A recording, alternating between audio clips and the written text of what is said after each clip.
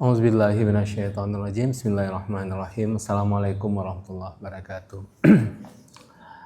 Alhamdulillahirabbil alamin wassalatu wassalamu ala asyrofil anbiya'i wal mursalin sayyidina Muhammadin wa ala alihi washabihi ajmain amma ba'du. Alhamdulillah ini pertemuan kedua ya di 2025 ya. Oh ya betul. Ya.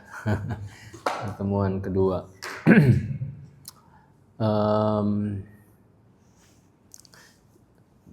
Masih di kisah seorang raja yang jatuh cinta kepada budak yang cantik, dan kita akan membaca lanjutan baitnya di bait 78.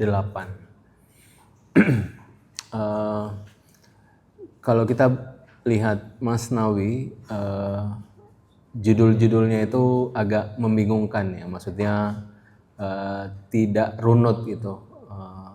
Tadi judul yang sebelumnya seorang raja jatuh cinta pada budak yang cantik, sekarang kita judulnya seperti ini: memohon taufik kepada ilahi dalam menjaga adab atas seluruh kondisi berikut penjelasannya, serta menghilangkan segala kerugian atas perilaku tak beradab. Dan kita sudah sampaikan di awal-awal pembahasan bahwa metode Rumi memang seperti itu. Al-kalam yajurul kalam, dari satu kata dia pindah ke satu kata yang lain. Jadi kita berhadapan satu sastra, diksi sastra sufi. Jadi ketika dalam sastranya ada kata-kata adab, terlintas di benak Rumi untuk menjelaskan lebih jauh adab itu apa sih, seperti itu. Makanya kalau bahasa Arabnya al-kalam yajurul kalam, dari satu perkataan itu dilanjut terus dari perkataan yang lain. Jadi seperti perkataan-perkataan yang ini saling menyambung.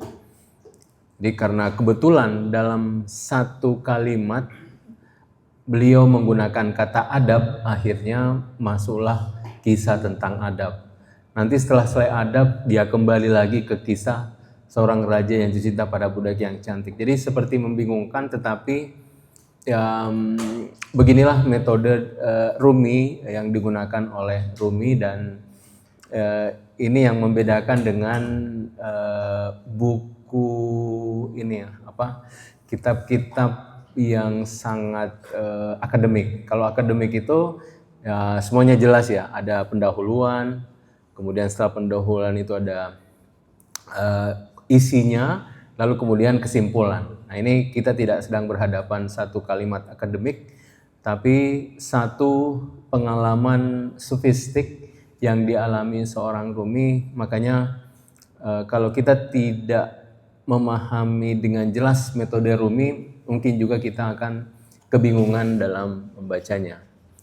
Dan ya begitulah Rumi menjelaskan bait-bait syairnya. Nah, saya bacakan dulu syairnya, bait 78. Aku memohon taufik pada ilahi dalam menjaga adab, tak beradab adalah penghalang dalam meraih kasih sayang ilahi. Manusia tak beradab tak hanya mencelakakan dirinya, bahkan mengisi seluruh alam semesta dengan api fitnah. Suatu hidangan turun dari langit tanpa kesulitan dan tanpa penjualan dan tanpa pembelian. Sebagian kaum Musa yang tak beradab bertanya, mengapa tidak diturunkan juga bawang dan adas? Lalu tak turun lagi hidangan roti langit, sehingga hanya menyisakan derita, susah, dan riak. Sekali lagi bagi Isa yang sang Nabi pemberi syafaat, Tuhan kembali mengirimkan hidangan berikutnya. Namun lagi-lagi orang yang tak beradab kembali berulah. Bagai pengemis, makanan yang telah disiapkan buat para tamu juga disantapnya. Isa sambil bermohon kepada mereka berkata, hidangan ini abadi dan tak akan pernah berkurang. Berprasangka buruk dan menunjukkan kerakusan di atas hidangan orang mulia adalah kekufuran. Akibat berasangka buruk dan ketamakan, rahmat ilahi kembali tertutup. Nah, tadi kalau kita lihat ya, di sini di bait sebelumnya memang bicara tentang adab. Nah, lalu kemudian topiknya seperti ini, memohon taufik kepada ilahi dalam menjaga adab.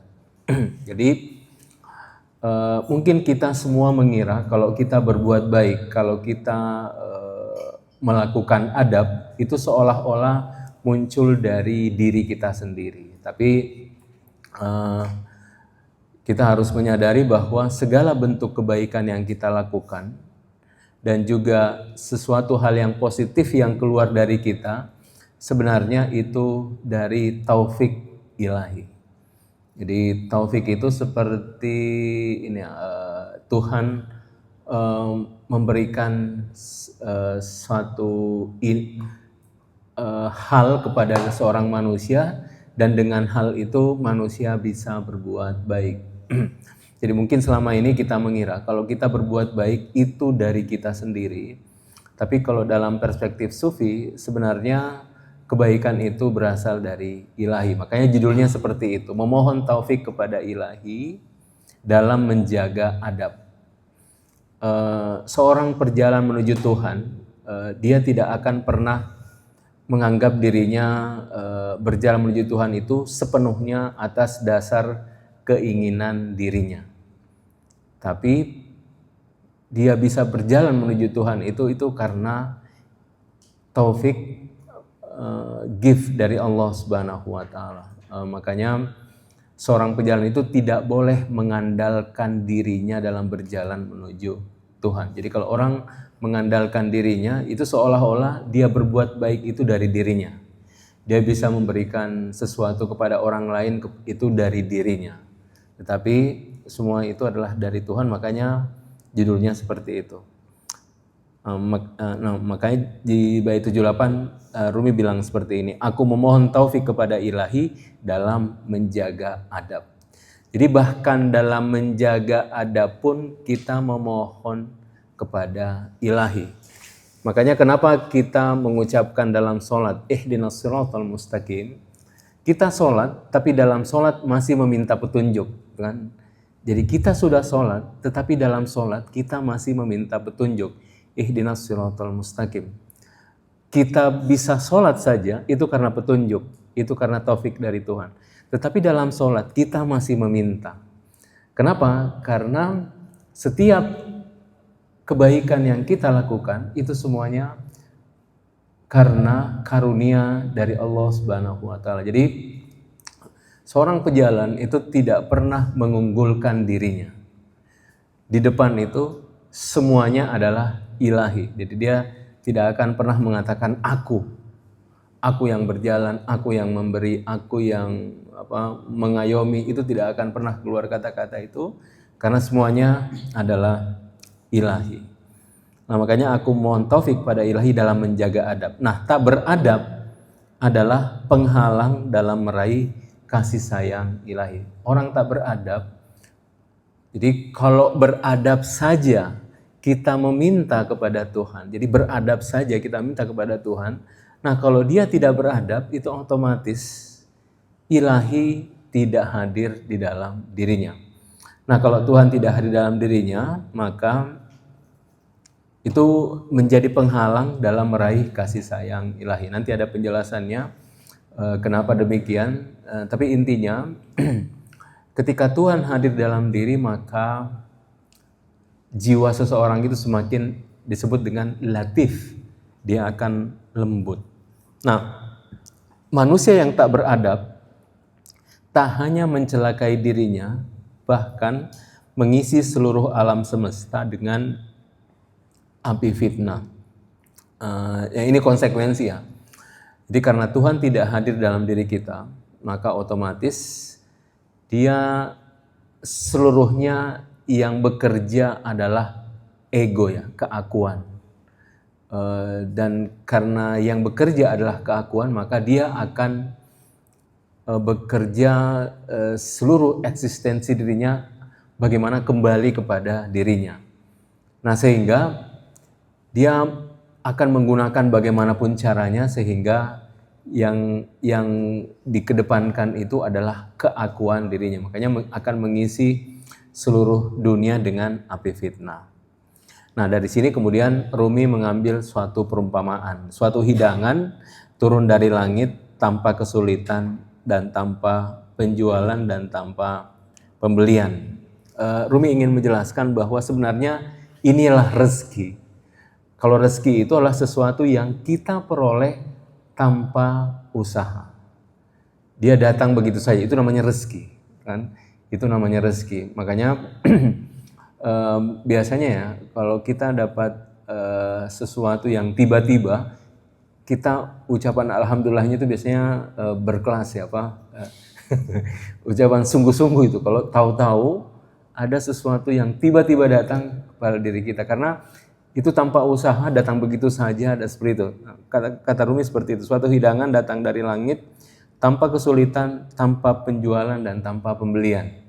Dia datang begitu saja. Biasanya ini yang disebut dengan rezeki. Makanya kalau kita bulanan ya bisa-bisa saja, namanya bulanan ya. Biasanya kalau masuk rekening ya bulanan, biasa saja. Kita biasanya tidak begitu alhamdulillahnya itu kecil. Beda kalau misalnya yang datang tiba-tiba gitu, alhamdulillah biasanya kita menikmati ucapan alhamdulillah. Dan ya rezeki seperti ini, rezeki adalah biasanya sesuatu yang datang begitu saja tanpa ada usaha yang terlibat dalam diri kita. Nah, sebagian kaum Musa yang tak beradab bertanya, mengapa tidak diturunkan juga bawang dan adas? Ini ada kutipan Al-Quran, Al-Baqarah ayat 61, sebenarnya ada dialog panjang. Kemudian karena kita bicara tentang adab, nah ini pengikut Musa alaihissalam itu selalu protes kepada Nabiullah Musa.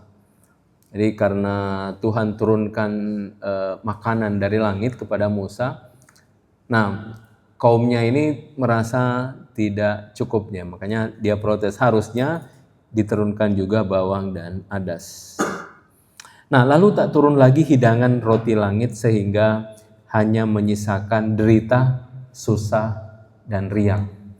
Jadi ketika kita ada ungkapan sesuatu yang tidak bersyukur, itu biasanya kita akan melihat sesuatu yang terputus ya. Seolah-olah apa yang datang kepada diri kita itu bukan berasal dari Tuhan. Seolah-olah nikmat yang datang pada kita itu seolah-olah bukan dari Tuhan. Kenapa? Karena kita ingin sesuatu yang lebih dari yang kita peroleh. Nah, lalu tak turun lagi hidangan roti langit sehingga hanya menyisakan derita, susah, dan riak. Nah, sekali lagi, bagai Isa sang nabi pemberi syafaat, Tuhan kembali mengirimkan hidangan berikutnya. Karena rahmat Tuhan tak terbatas, Tuhan menurunkan lagi nikmatnya.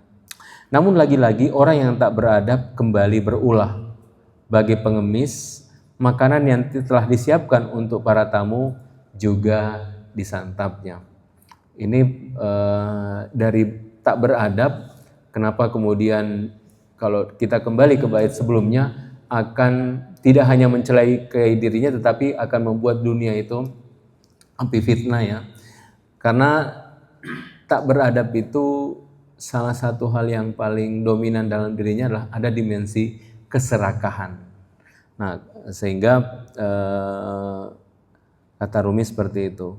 Makanan yang disiapkan untuk para tamu juga disantapnya. Isa alaihissalam sambil bermohon kepada mereka berkata, hidangan ini abadi dan tak akan pernah berkurang. Maksudnya karena ini datang dari Allah Subhanahu wa taala, makanya hidangan ini adalah abadi dan tidak pernah berkurang. Nah, berprasangka buruk dan menunjukkan kerakusan di atas hidangan orang mulia adalah kekufuran. Kenapa kekufuran? Jadi penentangannya pertama adalah kepada Nabi Isa ya. Jadi penentangan pertama itu adalah dia penentangan kepada Nabi Isa. Padahal berkat Nabi Isa inilah rahmat karunia turun kepada umatnya. Nah, tapi karena dia menentang seperti itu, nah sehingga seolah-olah dia tidak meyakini bahwa Nabi Isa itu sendiri adalah karunia yang luar biasa. Makanya kadang kita berhadapan dengan seorang wali, seorang nabi, seorang rasul itu karena ada tirai hijab yang menghalangi pandangan kita, kita melihatnya itu seperti orang biasa. Nah, karena melihat seperti orang biasa ya, kita tidak begitu memberikan perhatian yang besar ya. Nah, itu bentuk kekufuran sebenarnya. Kenapa kita mengingkari nikmat Tuhan yang luar biasa? Para nabi, para wali itu nikmat luar biasa karena berkat dia kita bisa tahu hikmah-hikmah. Seperti yang kita baca ini adalah hikmah-hikmah yang lahir dari alam batin Maulana Jalaluddin Rumi. Jadi orang yang ketika dia berhadapan dengan para wali, para nabi tetapi tidak bisa melihat dimensi yang lain dalam dirinya, itu sebenarnya satu bentuk kekufuran seperti yang dijelaskan oleh Maulana Rumi. Nah, akibat berasangka buruk dan ketamakan, rahmat ilahi kembali tertutup. Makanya perlu kita untuk tetap berprasangka baik terhadap apapun ya. Dan ini sangat penting dalam adab. Jadi berprasangka baik terhadap apapun itu adalah sesuatu adab yang luar biasa, khususnya dalam menjaga dimensi jiwa kita untuk senantiasa berprasangka baik terhadap apapun. Karena berprasangka baik itu akan senantiasa mendidik jiwa kita untuk tetap dalam koridor kebaikan. Tapi kalau kita dikit-dikit menjudge, menilai dan seterusnya, itu juga akan memberikan peluang kita untuk secara mental jiwa kita juga akan bergeser. Kenapa? Karena kita belum tahu betul seperti apa, tapi kita lebih dahulu untuk menilai dan menjudge, memberikan satu bentuk penilaian. Nah, apalagi ini berkaitan dengan sesuatu yang agung ya. Kita sangat dianjurkan untuk berprasangka baik kepada Tuhan. Begitu. Makanya ada hadisnya, jika ada satu orang yang kau jumpai berbuat maksiat, kau punya 100 justifikasi untuk membenarkannya. Ya, untuk membenarkannya. Maksudnya kita tidak tahu kenapa si fulan sedang seperti itu ya. Kita tidak tahu kenapa si fulan misalnya sedang berada dalam kondisi itu. Kita hanya melihat seperti itu, tapi kita kan tidak tahu apa yang melatar belakangi. Nah, yang kita dianjurkan itu adalah menjustifikasi sampai benar-benar terang bahwa dia melakukan seperti itu karena ini misalnya. Tapi selama sesuatu itu belum jelas, kita tidak boleh memberikan satu bentuk penilaian.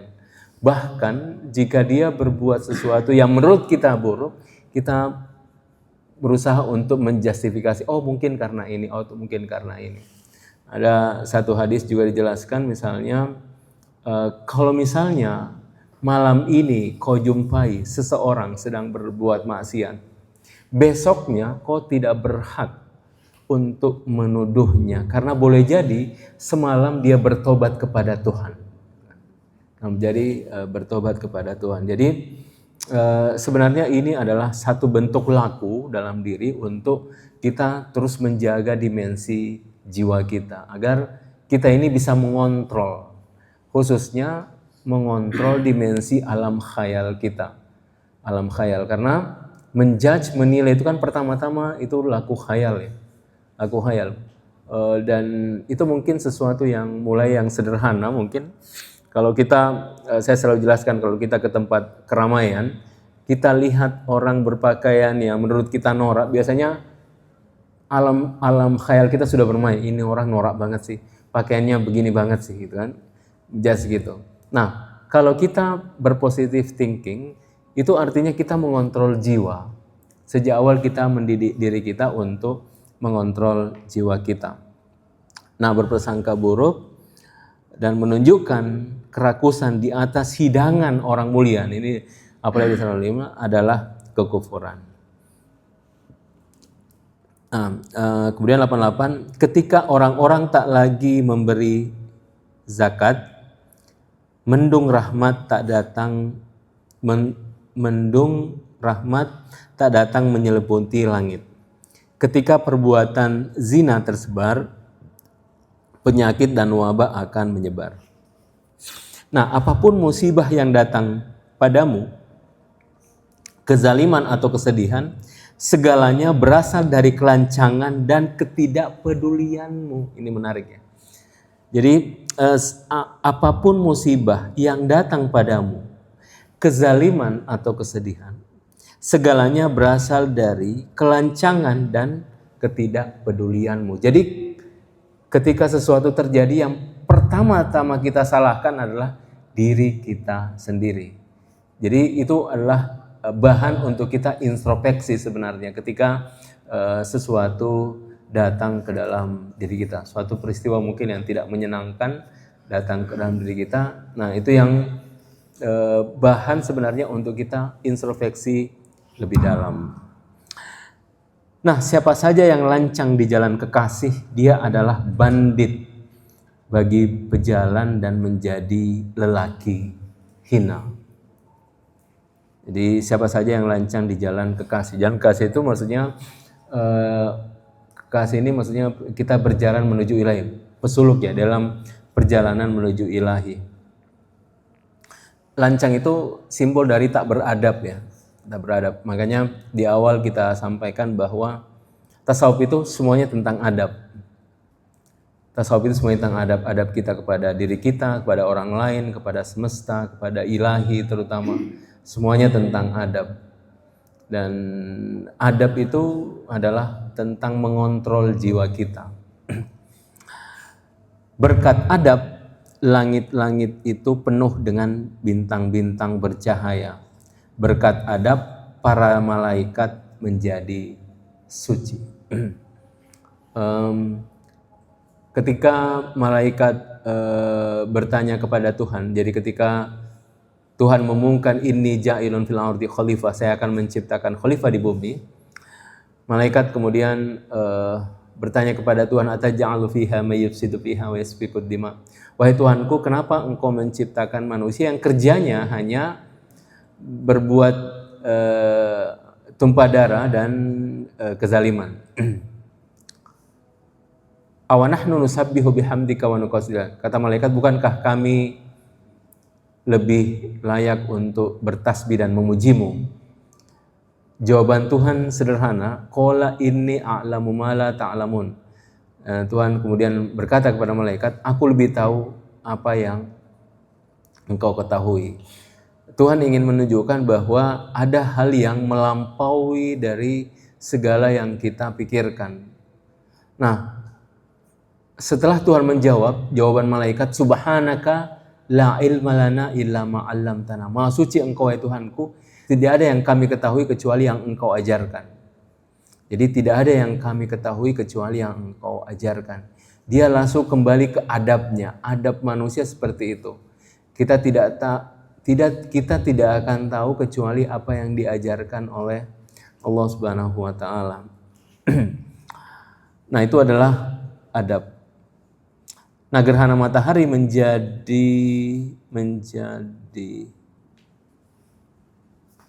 gerhana matahari terjadi karena tak beradab. Iblis terlempar dari singgasana ilahi karena lancang. Orang-orang dahulu di masa Rumi, gerhana matahari terjadi karena dia melenceng dari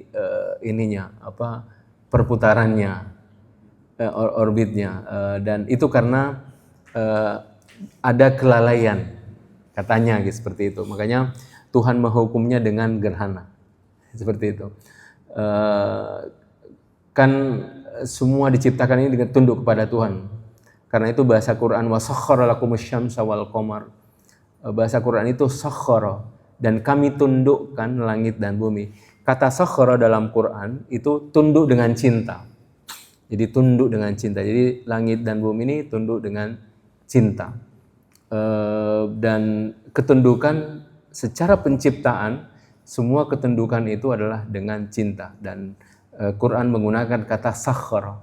Kalau bahasa Arab, ketundukan itu kadang menggunakan kata jabbar. Jabbar itu kayak ini, memaksa. Jadi itu kata jabbar. Ada paksaan kalau kata jabbar. Tapi ini Quran menggunakan kata sakhara, dan kami tundukkan dengan cinta apa-apa yang langit dan di bumi. Sehingga ketundukan langit dan bumi itu semuanya tunduk kepada ilahi berdasarkan atas kecintaan. Nah, sebaliknya iblis terlempar dari singgasana ilahi karena lancang. Iblis sebelum dia berontak namanya Azazil. Jadi dia dari bangsa jin, namanya Azazil. Nah, ketika dia diperintahkan Tuhan untuk sujud kepada Adam, dia kemudian berontak kepada Tuhan, ya.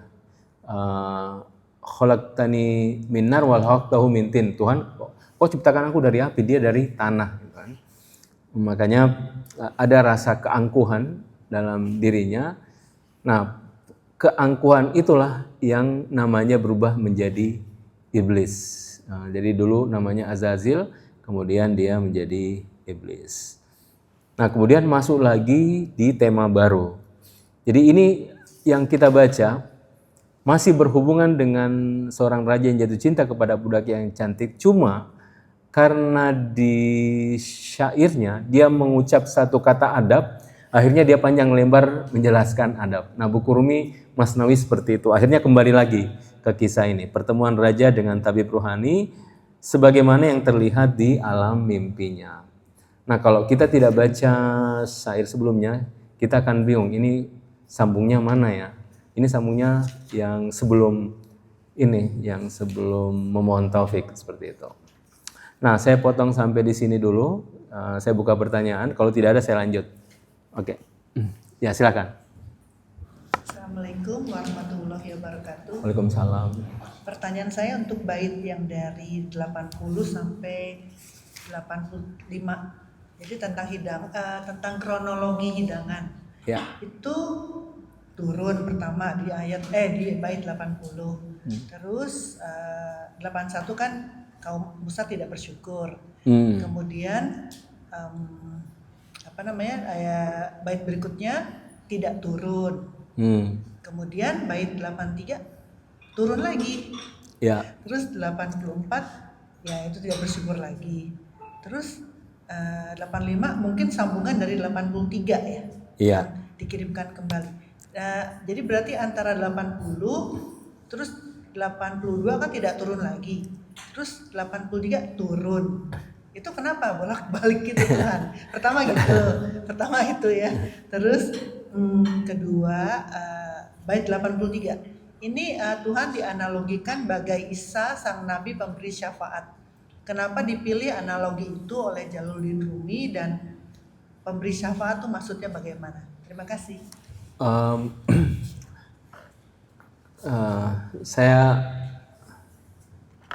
Pertanyaan pertama dulu. Yang pertama, nah, kenapa turun kemudian di stop, turun lagi? Itu karena nabinya meminta. Jadi kan Tuhan ini turun nih, hidangan. Setelah turun, kaumnya minta, Nabi minta dong bawang dan adas. Nah, ini nggak sopan kan? Sudah turun dari Tuhan, minta tambahan lagi, akhirnya di stop. Nah, tapi karena Nabi sangat menyayangi umatnya, demi Tuhan, ini bukan saya, umat saya gitu kan, turun lagi. Jadi karena ya Nabi kepada Tuhan itu kan asyik masuk, seperti kekasih, pecinta dan kekasih antara Nabi dengan Tuhannya. Makanya seperti itu, minta gini, karena Nabi minta ya turun lagi, seperti itu.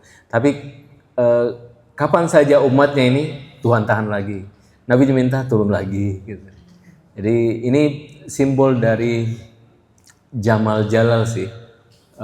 Ada rahmat dan ghadab, bahwa ya biasanya memang karena rahmat Tuhan tidak bertepi, meskipun ada satu fase tertahan gitu, itu tapi satu fase lain itu pasti Tuhan tetap memberikannya.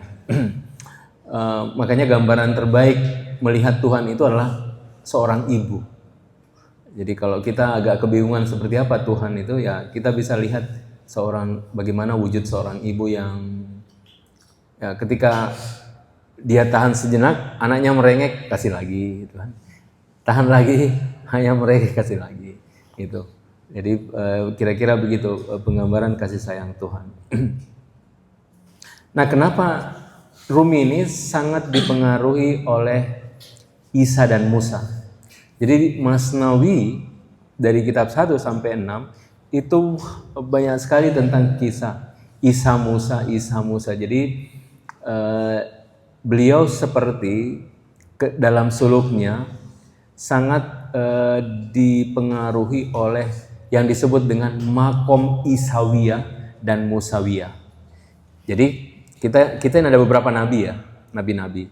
Ketika seseorang berjalan menuju Tuhan, nah kadang dia di bawah naungan tadi makom kenabian, entah itu Isawiyah, sehingga dia sangat dekat dengan Isa itu, dan contoh-contohnya Isa yang keluar atau Musa. Dan Rumi di Masnawi dari kitab pertama sampai 6 itu banyak sekali tentang Isawiyah dan Musawiyah. Makanya dia seorang pejalan yang sangat jiwanya itu terinspirasi dengan makom Isawiyah dan Musawiyah. Itu nanti kita sampai bait 1 sampai bait 6 kita akan ketemu seperti itu.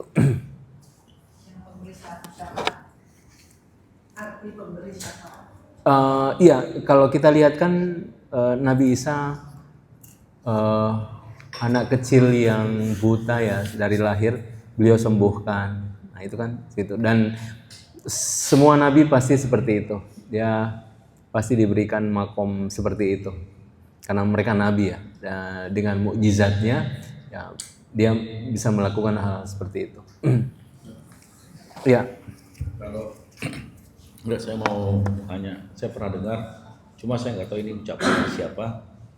Bicara syariat kepada Musa, bicara cinta atau sufi kepada Isa, dan bicara keduanya kepada Muhammad. Saya mau konfirmasi aja, saya pernah dengar nih statement kayak gini, Ustaz.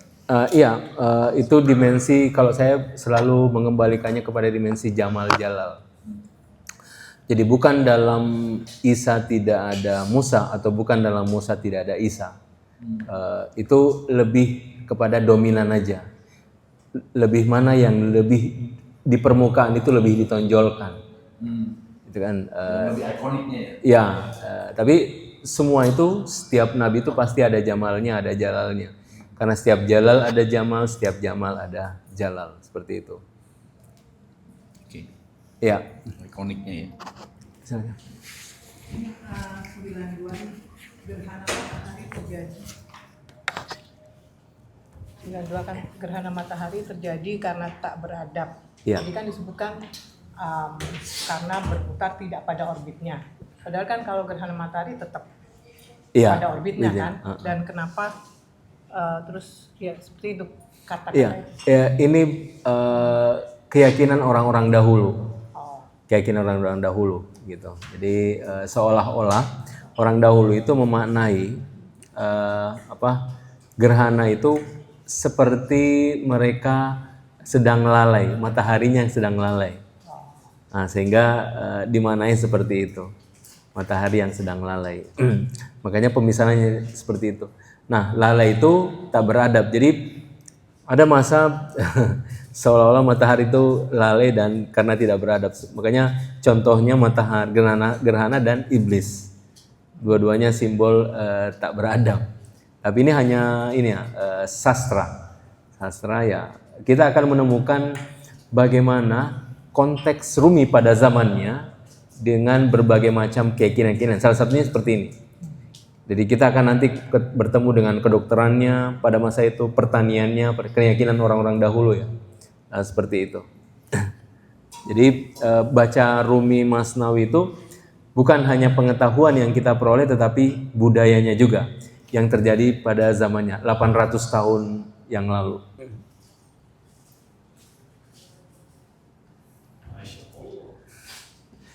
Saya ingin bertanya, baiknya sama bait yang 92.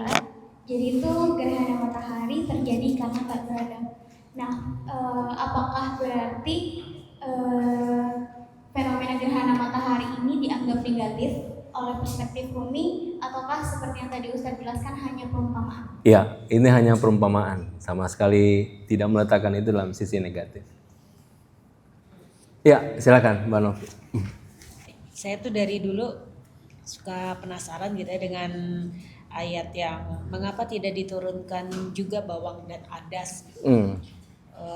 Kenapa bawang dan adas ya gitu? Apa ada simbol-simbol di situ?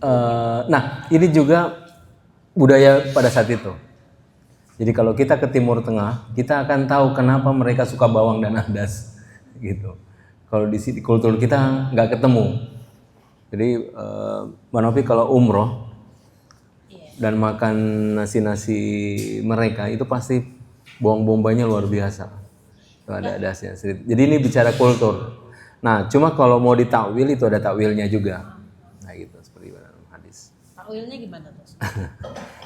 Soalnya ya di pikiran saya kan ini umatnya Nabi Musa ya, sepengetahuan ya umumnya tuh kalau umat Nabi Musa tuh kan yang sangat apa ya keras kepala gitu dan ya tamak ada juga gitu. Kenapa permintaannya tuh bawang dan adas itu kayaknya kecil gitu? Kenapa nggak minta sesuatu yang lebih besar lagi gitu? Kalau permintaan besar ada lagi nanti yang sapi itu kan tentang Al-Baqarah. Tentang sapi yang sangat detail sampai warnanya itu keemasan itu kalau itu yang digambarkan dalam Quran ya itu. Tapi kalau saya sih ini masih berbicara kultur ya, kultur yang ada pada masa itu. Oke, saya mau mengingatkan lagi pembahasan kita sebenarnya tentang seorang raja yang jatuh cinta kepada budak cantik. Dan sini ada Zargar, kita belum ketemu Zargar ya. Nanti ada Zargar, nah yang kita ketemu itu ada tabib jismani, ini sudah kita lewati. Nah, sekarang kita akan masuk ke tabib ruhani. Tabib ruhani. Ini di pertemuan yang lalu kita sudah membahas, saya cuma mengingatkan saja, takwil ya. Takwil, raja itu roh. Budak cantik itu nafs. Zargar, ini nanti budak cantik jatuh cinta sama seorang laki namanya Zargar. Tapi itu simbol dari tubuh. Tubuh. Tabib jismani ini ego. Dan ini akal. Akal atau petunjuk. Jadi pembahasan kita sebenarnya sekitar diri kita sendiri. Jadi meskipun kisahnya di luar, kisahnya yang ada di luar, seorang raja jatuh cinta kepada budak yang cantik, Rumi hanya meminjam itu hanya untuk menjelaskan ini sebenarnya, hanya untuk menjelaskan fenomena jiwa kita. Makanya di bait sebelum masuk itu, nah ini hikayat seorang raja jatuh cinta pada kawit. Ini bait 35 halaman 3. Nah, Rumi bilang begini di bait 35. Kawan-kawan, dengarkanlah kisah ini. Kisah ini menjelaskan keadaan batin manusia. Jadi kawan-kawan dengarkanlah kisah ini. Kisah ini menjelaskan keadaan batin manusia. Jadi makanya saya selalu mengatakan Rumi tidak sedang berkisah. Dia hanya meminjam kisah untuk menjelaskan keadaan batin manusia. keadaan batin diri kita sendiri. Nah, makanya ada proses penakwilan dalam kisah. Kisah itu mesti ditakwil untuk kita tahu, oh kisahnya sebenarnya takwilnya seperti ini, dan dari penakwilan itu kita tahu batin kita sendiri. Gitu. Jadi takwil dari raja adalah ruh, budak cantik adalah nafs, kemudian ada zargar, simbol dari tubuh, kemudian ada tabib jismani yang sudah kita lewati pembahasannya tentang ego. Nah, kita masuk ke tabib ruhani. Nah, sekarang pertemuan raja dengan tabib ruhani sebagaimana terlihat di alam mimpinya. Dan ini sudah kita bahas juga ya tentang mimpi. Nah, raja segera datang menjemputnya. Kemudian raja memeluknya bagai pecinta yang sedang melepas rindu dengan kekasih. Raja mencium tangan dan kening tabib itu dan bertanya mengenai kabarnya. Sambil bertanya keadaannya, raja menuntunnya ke suatu majelis, kemudian berkata, pada akhirnya dengan penuh kesabaran saya menemukan harta karun. Raja berkata, duhai cahaya ilahi, duhai penghilang derita dan kesedihan, duhai makna sejati perkataan, kesabaran adalah kunci pembuka. Duhai pertemuan denganmu adalah jawaban setiap persoalan. Ketahuilah, persoalanku selesai di tanganmu.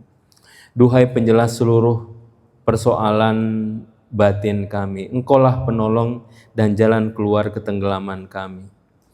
Wahai kekasih ilahi, jika engkau gaib, ketentuan buruk segera tiba dan ruang yang tak terbatas dalam pandanganku terasa sempit.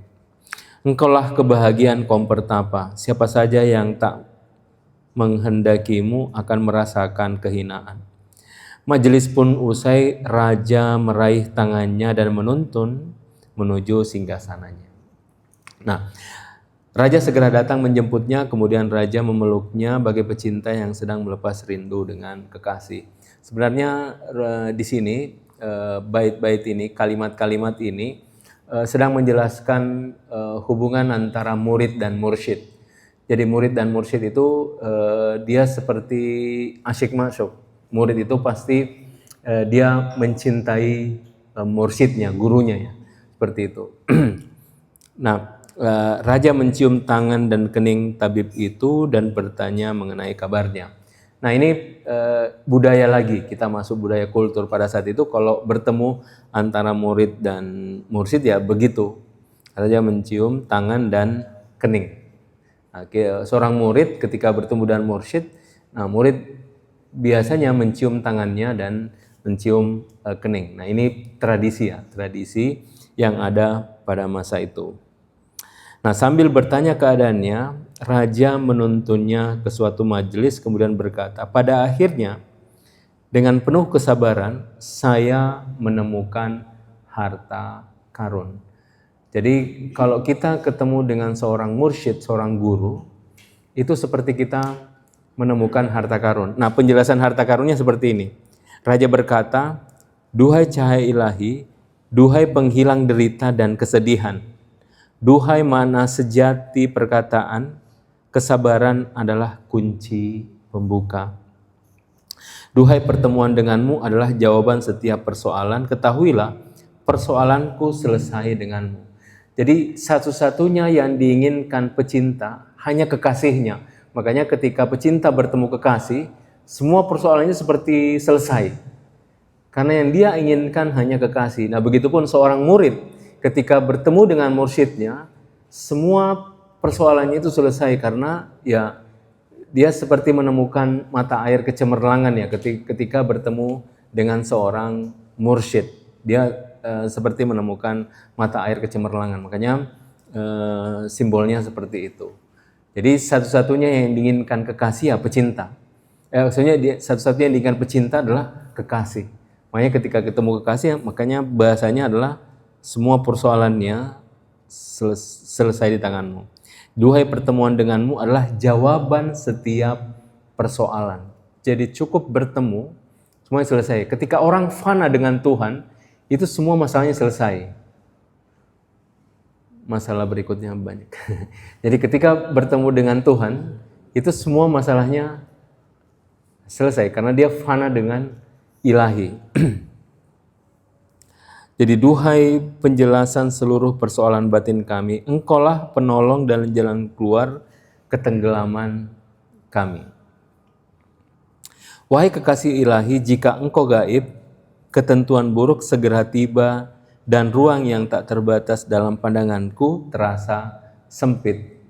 Jadi ketika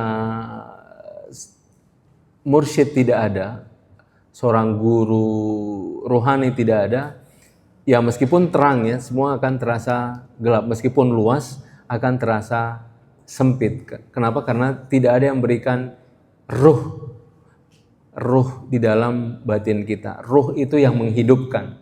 Jadi meskipun kita berada dalam sesuatu yang tak bertepi, menyaksikan sesuatu fenomena yang tak terbatas, tapi karena dia tidak punya ruh, itu kita akan merasakan satu bentuk kegelapan dan kita akan merasakan sempit.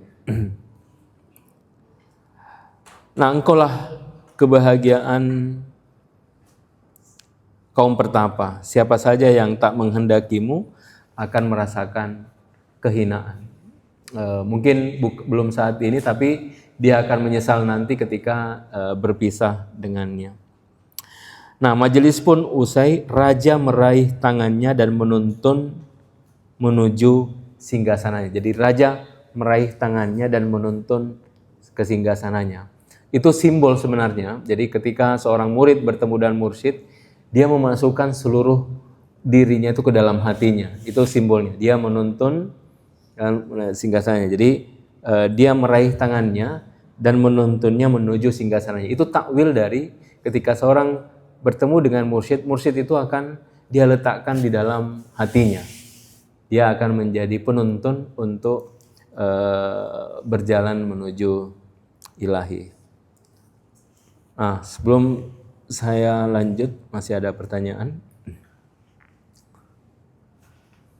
Kalau tidak ada, saya lanjut ke kisah selanjutnya. Nah,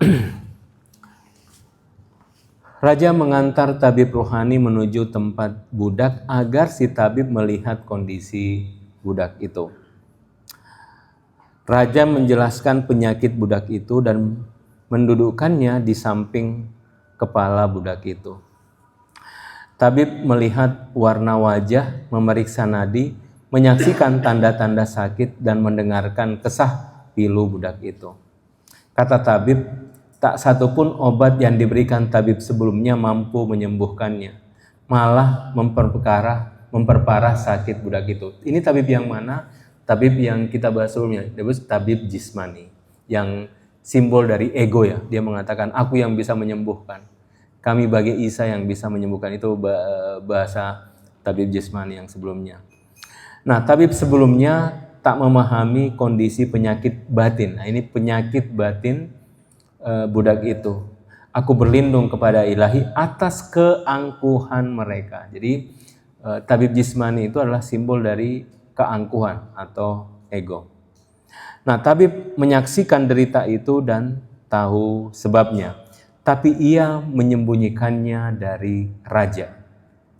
Sakit budak itu tak berasal dari empedu dan ginjal, terdeteksi dari setiap aroma arang yang dibakar. Jadi ini yang saya maksud. Kalau kita masuk ke Masnawi, kita akan bertemu dengan konteks budaya yang ada pasti. Ini kedokteran yang berlaku berjalan pada saat itu.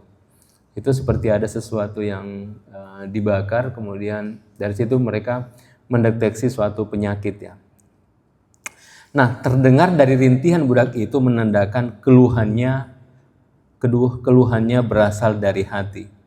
Badannya sehat namun hatinya terpenjara. Cinta nampak dari rintihan hati.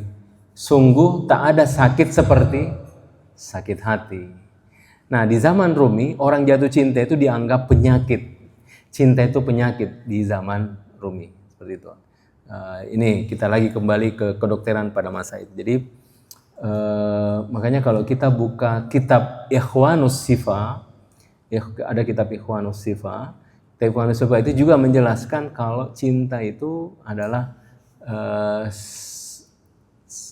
dia sedang mengidap penyakit jiwa orang dahulu. Karena apa? Karena kondisinya seperti orang sakit jiwa. Jadi kalau orang yang pernah jatuh cinta, kalau dia tidak bertemu dengan kekasihnya, dia akan mengurung diri, dia akan semuanya akan sirna ya. Jadi satu-satunya yang membuat dia bergairah itu hanya kekasihnya, seperti itu. Nah, makanya dianggaplah orang jatuh cinta itu sebagai bagian dari penyakit. Itu orang dahulu mendeteksinya seperti itu. Nah, tapi nanti di bait selanjutnya Rumi ingin mengangkat cinta tidak seperti yang dikatakan orang-orang pada zamannya. Jadi nanti Rumi akan mengkritik sebenarnya pandangan bahwa cinta sebenarnya tidak seperti itu.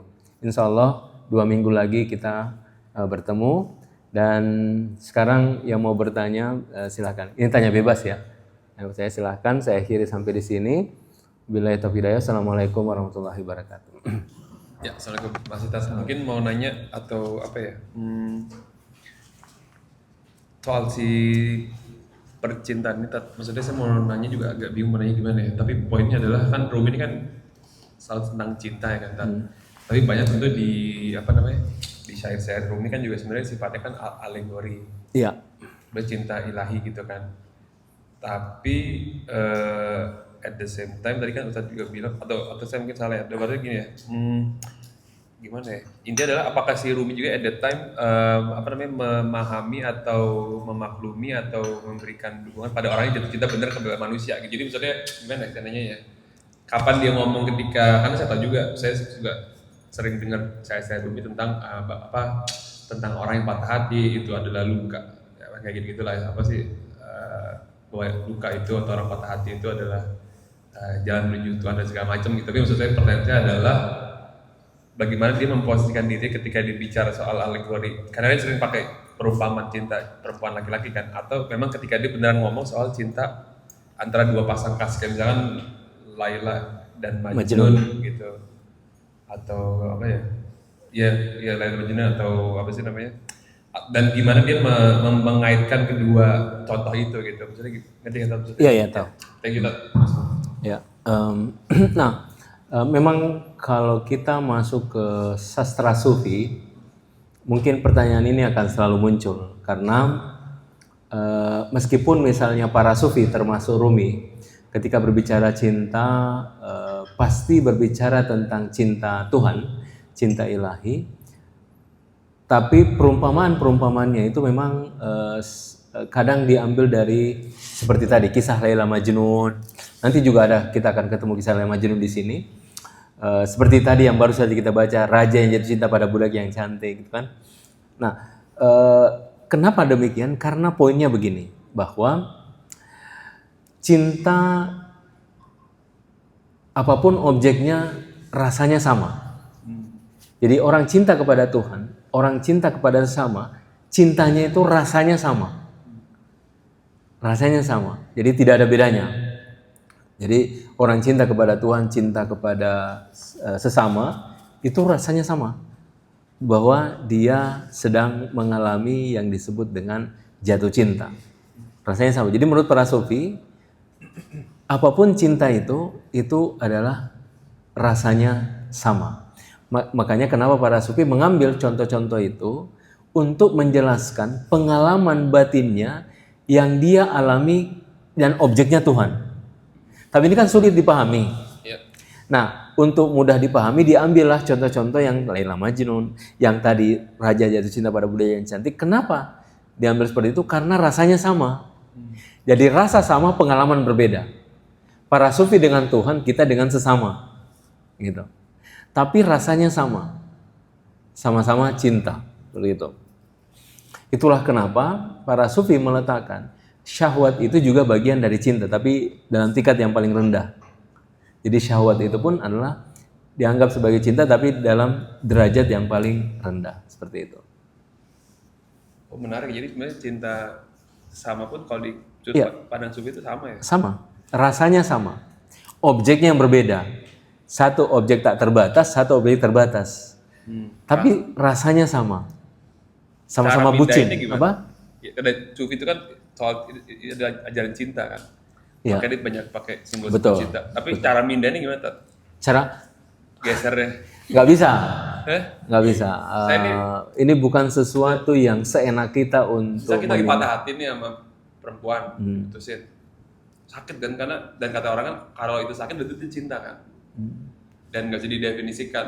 Katanya kalau misalkan kata siapa sih Ibnu Arabi katanya kalau cinta itu bisa didefinisikan, berarti lu belum ngerti cinta. Iya betul, Kan? itu benar. Nah tapi sekarang problemnya kalau misalnya lagi sakit lagi patah hati, geser ke Tuhan nih gimana? Makanya ada Ajaran kayak, sufi gimana? Kan sama tadi katanya. tinggal di- makanya ada kaidah begini. Cinta hanya bisa dikalahkan dengan cinta yang lain. Cari cewek lain maksudnya. Terserah. Oh iya. Susah dong. Makanya, Tapi kan makanya, jiwa. Wah, makanya. berat. Ini bukan sesuatu yang kita seenaknya bisa atur, bukan. Oh enggak ya. Ini bukan seperti makanan, oh ini pisang goreng saya nggak suka, pindah ke pisang ngepe misalnya. Bukan seperti itu. Ini bukan sesuatu yang kita seenaknya untuk kita pindah-pindahkan seperti itu. Ke Tuhan juga susah. Iya, Oh. cinta itu gift. Gift, dia adalah karunia dan inayah dari Tuhan. Harusnya harus berbuat laki-laki ya.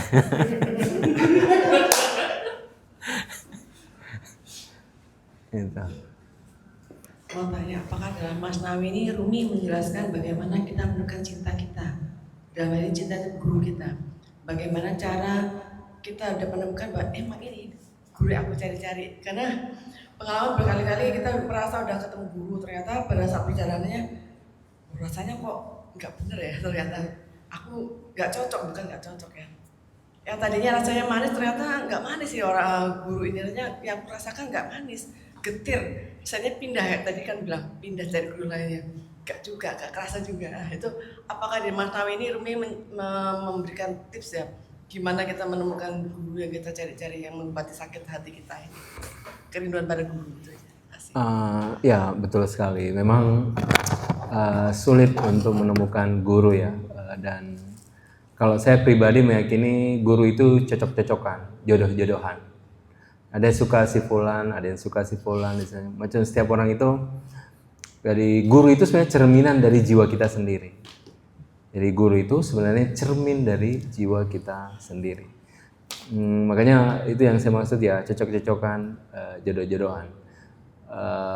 Saya selalu mengambil contoh Ibn Arabi. Ibn Arabi itu dia masuk ke guru mana saja, masuk sini, masuk sini, masuk sini, masuk sini. Karena ya pada akhirnya kita sendiri yang akan tahu, oh saya lebih cocok ke sini, lebih cocok ke sana gitu.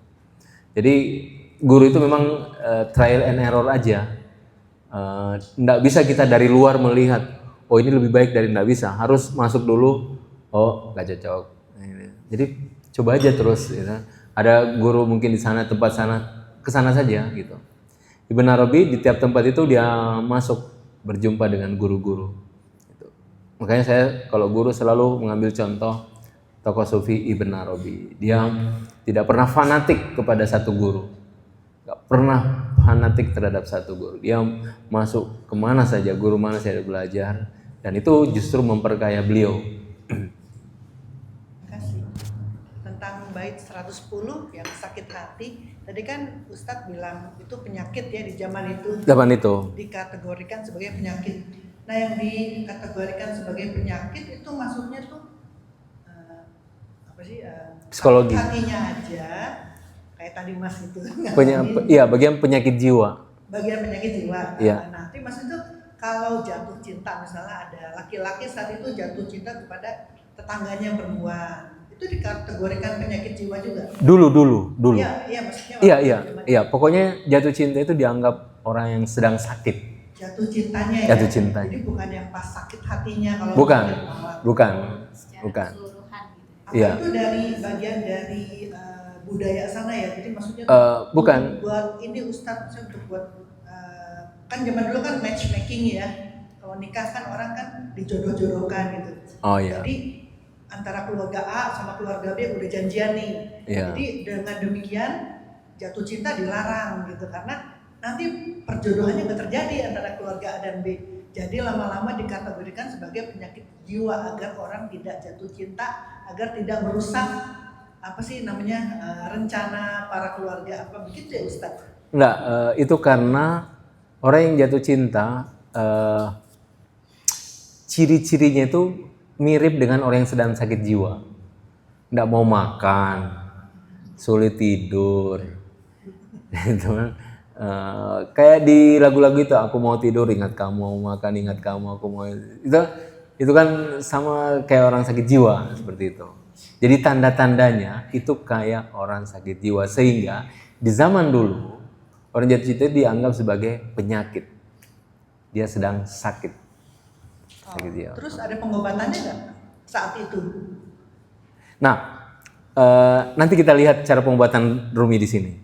Ya, dia akan menjelaskan. Oke, terima kasih Ustaz. Ya, sama-sama. Lanjut sedikit ya, tapi antara jatuh cinta sama sakit hati dibedain nggak bro? Beda dong. Beda. Sakit, tapi kan yang satu cinta karena dia cinta, yang satu kayak gitu. Pasti beda. Pasti cinta juga gitu. Enggak, sakit hati tidak ada cinta. Iya. Ketika seseorang cinta kepada seseorang, dia tidak boleh mengeluh, tidak boleh berkeluh kesah. Dia akan menerima apa semuanya. Karena ketika dia marah, di situ tidak ada cinta. Ketika ada satu keluh saja, dalam keluh itu tidak ada cinta, dalam amarah itu tidak ada cinta. Cinta dan amarah itu tidak pernah menyatu.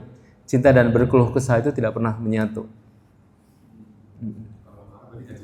Pasti namanya amarah. Iya, itulah. Nah, karena kita, makanya biasanya kalau kita ini belum pada tingkat level jatuh cinta, masih senang aja. Nah, karena senang ya di situ biasa dia ada amarahnya, ada egonya, ada ininya. Oh ya. Rasa suka sama rasa sayang sama rasa cinta itu sama nggak sih? Beda. Bedanya? Ya, suka, sayang, peduli itu disebut anak-anak cinta.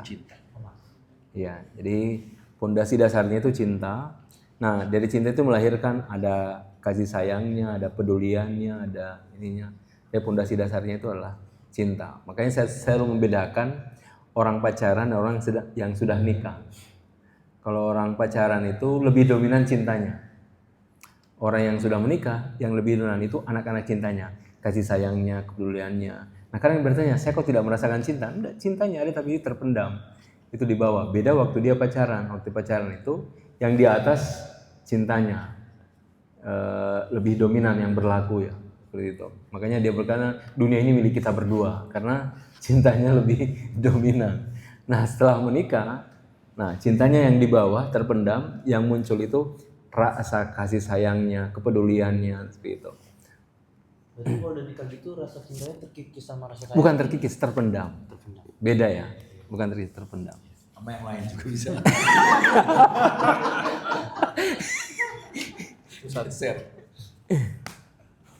Ya Ustaz, di psikologi saya mempelajari teori Sternberg. Jadi untuk cinta sama manusia itu ada 3 unsur. Bentuknya itu segitiga, triangular. Jadi di atas itu liking, samping itu empty love, di atas itu intimacy, commitment, sama passion. Nah, menurut teori Sternberg, kita bisa mengakui bahwa kita mencintai seseorang jika cinta itu ada 3 unsur tadi. Jika hanya salah satu, misalnya komitmen doang, itu namanya empty love, cinta kosong. Nah, gimana caranya kita tahu kita udah jatuh cinta sama Tuhan dalam perspektif ini? Kan tadi perspektif untuk manusia kan. Nah, untuk saya mengakui saya jatuh cinta kepada Tuhan, itu harus mengandung unsur apa saja? Terima kasih. Ya. Tadi kaidahnya sama ya. Jadi kalau para sufi, rasa cintanya sama pada manusia dengan Tuhan itu rasanya sama. Ketika orang jatuh cinta, dia hanya melihat kekasihnya. Jadi dia tidak akan mendengarkan yang lain. Makanya kalau orang sedang jatuh cinta, itu sulit diperingati, itu sulit dikasih masukan karena dia hanya mau kekasihnya. Makanya itu yang saya maksud. Kita ini kadang belum sampai kepada level jatuh cinta, hanya pada level senang, suka dan seterusnya. Makanya para sufi yang dijelaskan para sufi itu adalah cinta yang seperti ini, yang benar-benar tenggelam dalam cinta ya, seperti itu. Nah, ketenggelam dalam cinta itu rasanya sama, mau sama manusia, mau sama Tuhan itu rasanya sama. Yang dia mau dengar hanya kalau kekasihnya, entah itu kekasihnya Tuhan, entah itu kekasihnya orang lain. Tapi kalau artinya kalau dia hanya mau mendengarkan kekasihnya, kalau itu Tuhan, ya dia pasti dengan enteng menjalankan semua perintahnya dan menjauhi larangannya. Kenapa? Karena dia hanya mau mendengar kekasihnya, dan kekasihnya itu adalah Tuhan. Seperti itu. Berarti saya bisa mengakui saya jatuh cinta sama Tuhan kalau saya benar-benar percaya hanya Allah Tuhan saya, seperti itu. Bukan begitu, it's not enough. Ini bukan soal pengetahuan, ini soal rasa.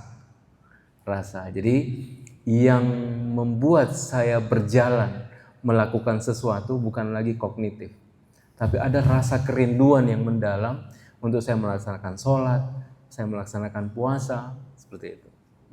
Ikhlas dalam melakukan. Iya, betul. Kan kalau jatuh cinta itu ada prasyarat ya. Kalau diantara objeknya adalah manusia, setidaknya melihat.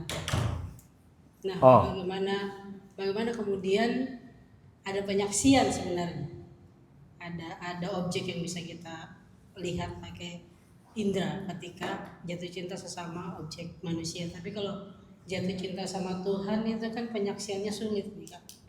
Bagaimana caranya kemudian penyaksian terhadap Tuhan bisa kita dapati sehingga kita berusaha untuk jatuh cinta, karena tadi kan kalau Ustadz bilang kan cinta itu give.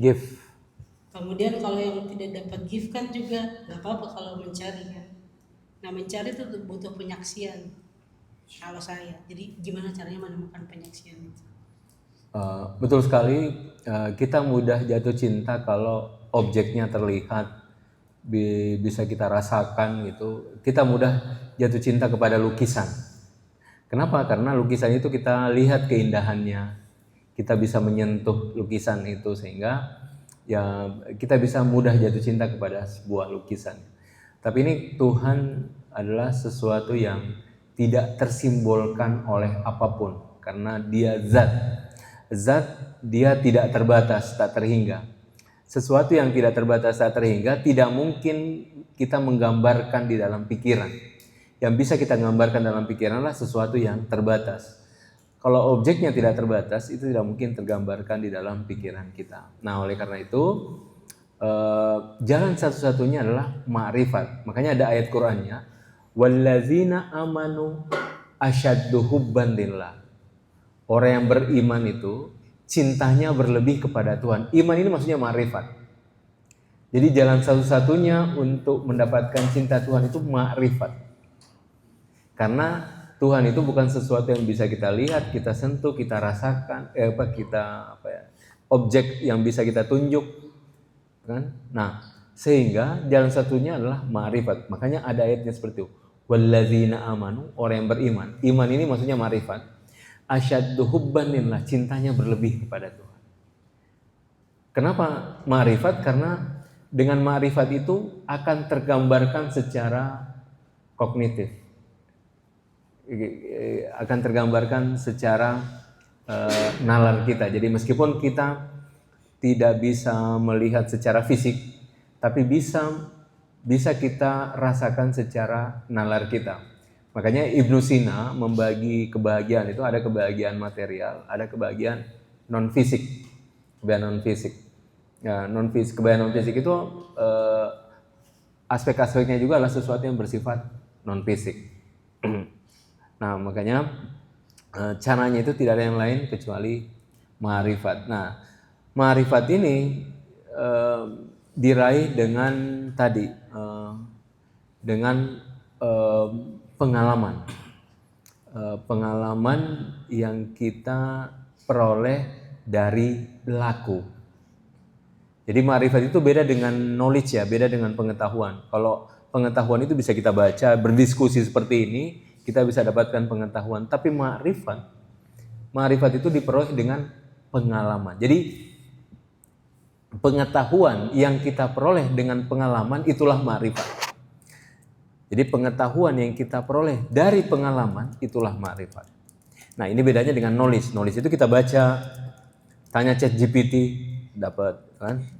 Ya, dapat. Tapi pengetahuan yang kita peroleh dari experience, pengalaman, nah itulah ma'rifat. Empiris ya Ustaz? Apa? Empiris. Bukan. Misalnya, karena ini kita bicarakan objeknya adalah Tuhan ya. Misalnya saya melakukan laku-laku yang diajarkan oleh syariat, gitu kan? Misalnya saya bangun tengah malam atau saya baca Quran gitu dengan khusyuk gitu. Nah, ketika saya membaca itu tahu-tahu saya mendapatkan satu bentuk pengetahuan dari laku yang saya lakukan. Nah, itu disebut dengan ma'rifat. Jadi dia bukan bacaan, bukan diskusi, bukan nalar. Dialah kita lihat dengan pengalaman. Oh?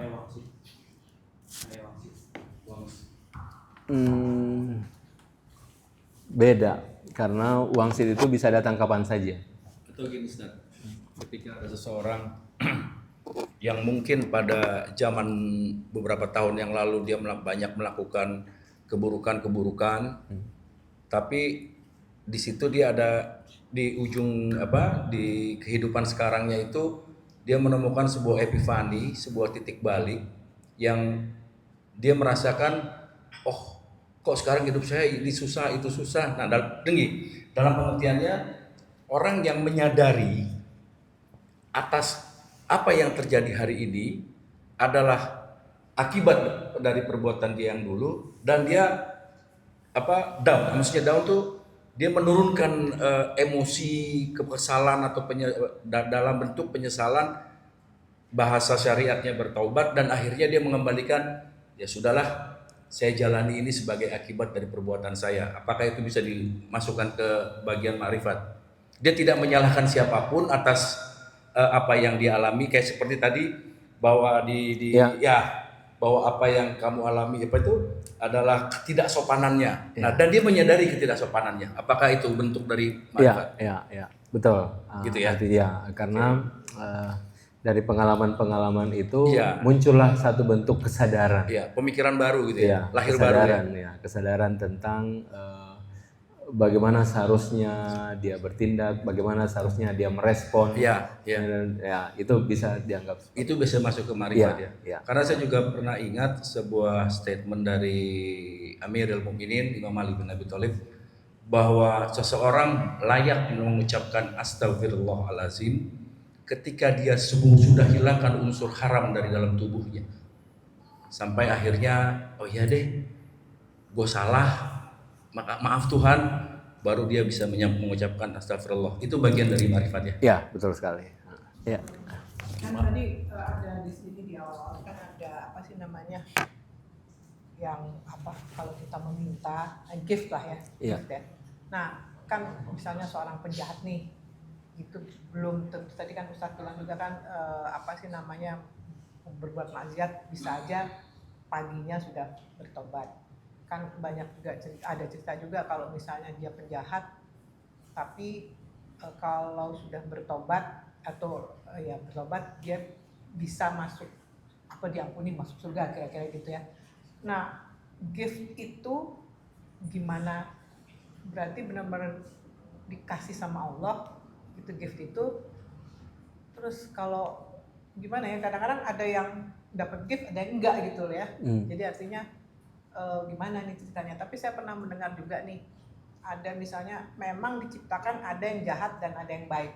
Karena kalau tidak ada yang jahat itu tidak ada hakim, tidak ada polisi, tidak ada apa dalam kehidupannya. Jadi tidak mungkin semua itu. Nah, ya kalau dia yang jahat itu dapat gift, kalau enggak kan kesian juga ya gitu. Jadi gimana tuh ininya? Ya, makanya mungkin saya agak berbeda dari pandangan itu, bahwa Tuhan sejak awal tidak menciptakan seseorang baik atau buruk, jahat atau baik. Karena kalau sejak awal Tuhan menciptakan jahat, si fulan diciptakan khusus jahat, si fulan diciptakan khusus baik, nah itu berarti ada ketidakadilan ya.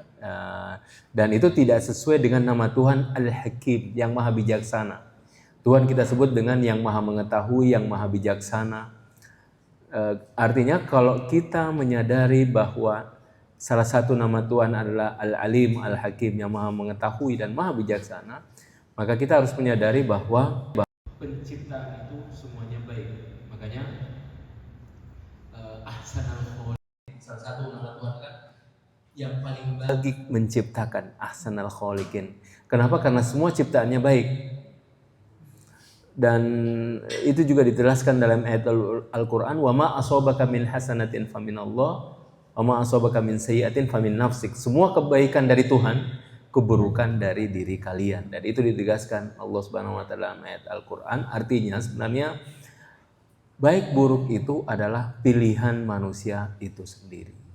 Nah, cuma karena Tuhan mengetahui apa yang makhluknya inginkan, apa yang makhluknya inginkan itulah ditulis di Lauhil Mahfuz. Kenapa? Karena ilmu Tuhan itu melampaui semuanya. Tuhan sudah tahu sebelum, sekarang, dan yang akan datang. Kan? Karena ilmu Tuhan tidak terbatas. Sehingga Tuhan tahu sebelum diciptakan dan setelah diciptakan. Apa yang Tuhan tahu? Bahwa Tuhan tahu kehendaknya si fulan. Tuhan tahu bahwa Azazil yang dulu adalah jin yang sangat taat, dalam hadis ribuan tahun dia sujud kepada Tuhan. Ketika ada perintah sujud, dia kemudian menentang. Tuhan, aku dari api, dia dari tanah. Nah, ketika dia menentang, barulah dia kemudian menjadi iblis. Artinya, sejak awal Tuhan tidak menciptakan iblis. Yang Tuhan ciptakan itu Azazil. Tapi karena ada keangkuhannya, keangkuhan ini yang membuat dia menjadi iblis. Seperti itu. Nah, makanya semuanya yang Tuhan ciptakan ini adalah kebaikan. Cuma memang kalau kita lihat dari luar, semesta ini memang seperti itu. Ada malaikatnya, ada iblisnya, ada nabinya, ada Fir'aunnya, ada Musanya, seperti itu.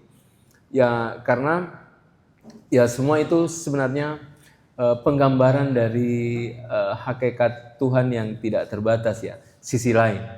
Jadi memang benar sekali tanpa ada yang jahat tidak ada pembahasan seperti ini.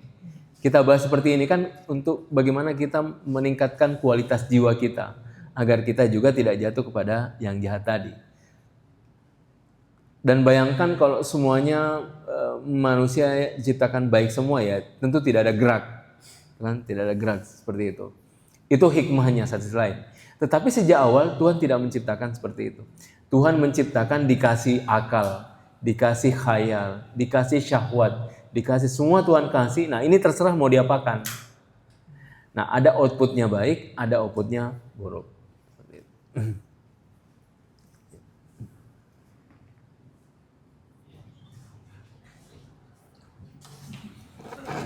Masya Allah, sudah 10.000 nih.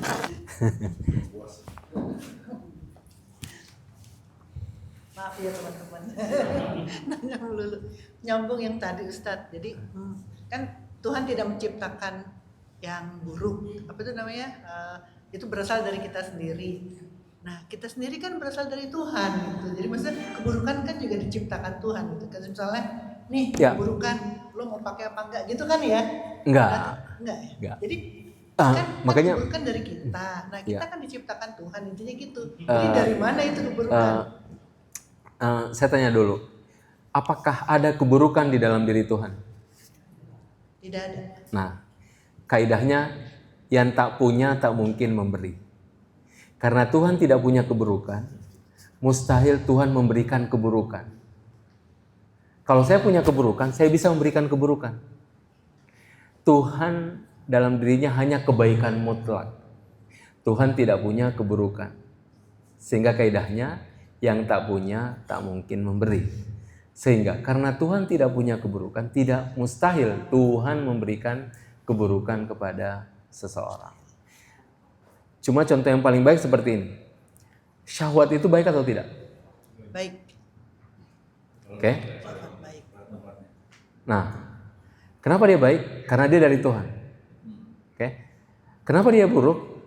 Karena kita membebaskan syahwat itu tanpa dalam naungan akal dan syariat. Jadi ketika syahwat di luar dari konteks akal dan syariat, dia menjadi buruk. Padahal dia awalnya baik karena dia pemberian Tuhan. Dia inherent di dalam syahwat itu sudah ada sejak penciptaan. Artinya kalau ada sejak penciptaan, dia baik. Nah kata Tuhan, buruk karena kau yang mau keluarkan dia dari akal dan syariat. Tapi selama syahwat di bawah akal dan syariat, dia jadi baik. Seperti itu. Oh, berarti angkuhnya si Azazil itu dia sendiri yang menciptakan. Dia sendiri. Ya? Makanya ada bahasa itu, Tuhan, saya dari api, dia dari tanah. Makanya bahasa Quran dijelaskan kan, kana wastakbar wa kana minal kafirin. Kana wastakbar, sejak awal sebenarnya di dalam dirinya itu ada dimensi kekufuran. Cuma dia keluarkan ketika diuji. Diuji apa? Tuhan mengumumkan, saya mau menciptakan Adam, kata Tuhan. Dia langsung protes, Tuhan, saya dari api, dia dari tanah. Ya, berarti emang potensinya itu emang ditaruh, cuma terserah Nah, si manusianya emang ya, itu mau ambil apa ya, enggak. ya. Makanya bahasa potensi itu bahasa Quran juga. Fa'alhamaha fujuraha wa taqwaha. Kami ilhamkan, jadi kami ilhamkan kepada manusia jalan baik, jalan buruk. Tinggal dia milih mau pilih jalan baik atau pilih jalan buruk. Jadi secara ininya al-huda, huda linnas, bayyinati minal huda. Artinya ada petunjuk, penjelas dari petunjuk, terus furqan, membeda gitu kali ya. Dimana kan fungsi kitab suci lah secara umum, secara spesifik fungsi Quran, huda linnas, bayyinati minal huda, al-furqan. Nah, apakah dalam hal ini Tuhan itu sudah melengkapi kepada manusia itu bahkan sampai bayyinati minal huda, ya penjelas dari petunjuk. Nah, tinggal kitanya kali ya yang harus dengan apa? Akal rohani atau akal jasmani yang bekerja dalam memilah-milah itu. Iya, kalau bahasa agamanya Tuhan membekali kita dengan fitrah. Jadi fitratallahi fatarana sa'alaiha, dengan fitrah Allah manusia diciptakan. Artinya ya kullu mauludin yuladu al fitrah, setiap anak-anak itu dilahirkan dalam keadaan suci dengan fitrahnya. Jadi sejak awal modal kita itu baik. Tidak pernah Tuhan memberikan seseorang itu buruk. Makanya hadisnya seperti itu, setiap anak dilahirkan dalam keadaan suci. Jadi setiap orang itu modalnya baik, kebaikan. Nah, cuma ketika dia bersosial, muncul egonya karena dia survive. Dia harus menunjukkan dirinya. Nah di situ kan ada ego ya. Ada eksistensi dan seterusnya. Jadi ketika dia bersosial, nah disitulah mulai satu persatu. Ada hasutnya, ada irinya, ada dengkinya, ada terus macam-macam. Makanya dia harus kembali berkaca lagi pada dirinya. Tapi katanya kita kan sebenarnya udah sering gitu ya bahas soal ini gitu ya. Cuman saya tuh masih suka ganjil gitu kalau misalnya disebutkan Tuhan punya keburukan atau tidak gitu. Karena tidak punya gitu. Tuhan tidak punya keburukan, jadi Tuhan tidak bisa memberikan. Kata tidak punya itu loh, saat yang saya tuh selalu Bukan Tuhan maha memiliki gitu ya. maha memiliki, maha meliputi, nah, gitu. jadi tiba-tiba tidak punya gitu. Ya, makanya begini, ada dan tidak ada. Dalam diri Tuhan itu yang ada hanya ada, tidak ada, tidak akan pernah Tuhan miliki. Karena tidak ada. Bukan Tuhan tidak bisa, tapi memang tidak ada. Jadi itu bedanya antara ada dan tidak ada. Nah, ini terkait dengan diri Tuhan. Keburukan pada diri Tuhan seperti sesuatu yang tidak ada. Bukannya Tuhan tidak bisa memiliki, memang keburukan itu tidak ada. Tidak ada pada diri ilahi. Bahkan asmanya pun disebut dengan Asmaul Husna, nama-nama yang indah. Padahal salah satu namanya itu Al-Mudil, yang menyesatkan, ya. Gitu kan? Tapi disebut Asmaul Husna, nama-nama yang indah. Gitu. Jadi ini pertanyaannya sama dengan ada dan tidak ada. Apakah Tuhan tidak bisa memiliki tidak ada? Bukan itu masalahnya. Tidak ada ya tidak ada. Bukan soal Tuhan mau miliki atau tidak. Masalahnya itu tidak ada. Nah, apakah Tuhan tidak bisa memiliki keburukan? Itu bukan soal keburukan, tapi memang dalam diri Tuhan tidak mungkin ada keburukan. Karena secuil saja ada keburukan, itu akan menjatuhkan dirinya sebagai kebaikan mutlak. Beda kalau di zaman dahulu, ya, sebelum Yunani memang ada disebut dengan dua Tuhan, dualisme Tuhan.